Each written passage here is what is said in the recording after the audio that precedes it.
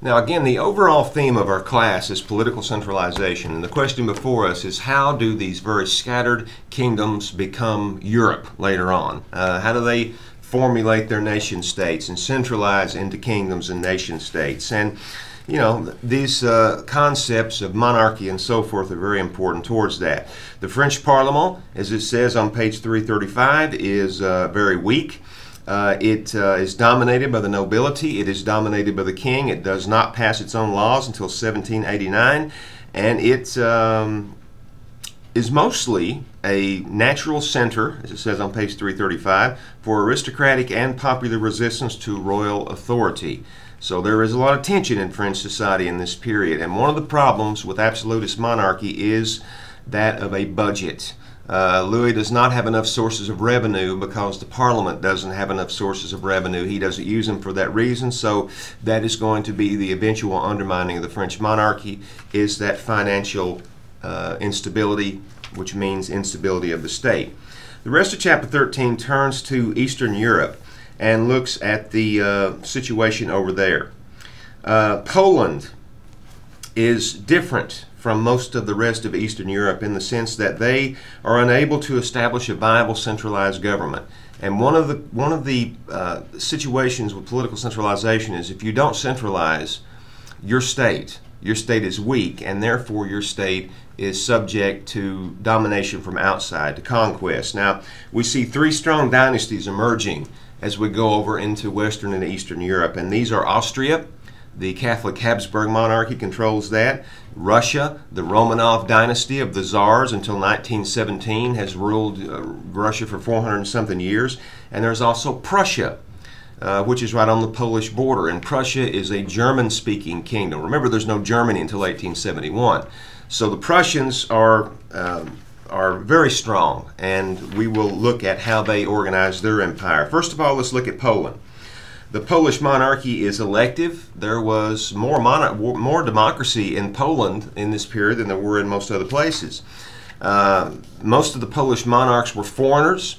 They were tools of foreign power. And the Diet, or the Sejm, the Polish legislative body, is pretty weak. But they have a situation where everybody has to agree. If one person dissents, then the parliament is disbanded. The Habsburg Empire is a little bit different. They are a very strong Catholic monarchy. They are able to some degree to get the cooperation of their Austrian nobles, and the kings, of course, have to have the cooperation of the nobles to be able to rule. But Austria is up against the Prussian Empire. Both of these people, and this is going to lead us to World War I, both of these people are trying to get every other German-speaking person on their side. So Prussia has to turn eastward. And the little Austrian Habsburg Empire that is built during this period, of course, Austria turns west and establishes a very unstable dual monarchy with Hungary. And of course, that's where World War I starts. So we're looking in the long term at some of this stuff. In the case of Prussia, the Hohenzollern dynasty, they do something very interesting in this period. They decide that they are going to organize their kingdom, their state, along a different sort of pattern. And they use militarism. In Prussia, Frederick William, the great elector, the first Kaiser, effectively, of Prussia, although they don't become Kaisers till they, become the kings of Germany. But the king of Prussia, Frederick William, unites power in his country by breaking up the local noble estates, organizing a royal bureaucracy, I'm on page 337, and building a strong army. But not only this, the German nobles, the Junkers, these huge landowners, Frederick William gets these people on his side, first of all, by giving them almost total control of their serfs.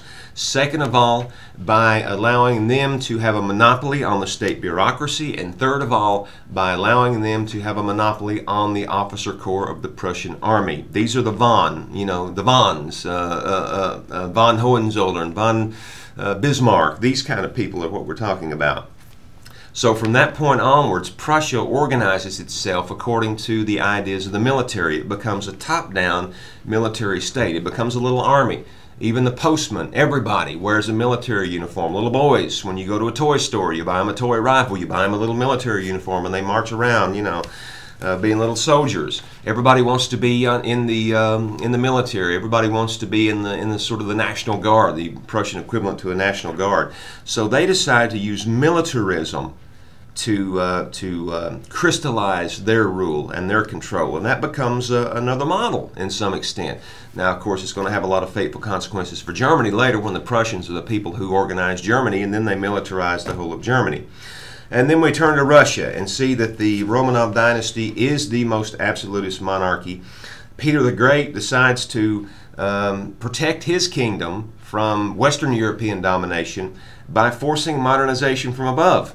He forces the nobles there to shave their beards. Later on, he lets them pay a beard tax if they want their beard back. He forces them to wear clothes like the Western Europeans do.